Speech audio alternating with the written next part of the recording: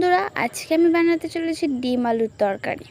তোমরা দেখতে পাচ্ছ আমি কড়াইতে ডিম দিয়ে দিয়েছি। হালকা তেল দিয়ে ডিমটাকে ভালো করে আমি ভেজে নেব। ভেজে নিয়ে ডিমটাকে সাইডে তুলে রাখবো। ডিমটা তুলে নিয়েছি। এবার আমি কড়াইতে তেল দিয়ে দেবো। তেলটা গরম হয়ে আসলে আমি কড়াইতে জিরে দিয়ে দিচ্ছি। কড়াইতে জিরে দিয়ে দিয়েছি। কিছুক্ষণ পরে আমি আলুটাকে দিয়ে দেবো। আলুটা দিয়ে ভালো করে নেড়ে নেড়ে ভালো করে লাল লাল করে নেব। লাল লাল করে নিয়েছি। এবার আমি কড়াইতে আদা দিয়ে দেবো।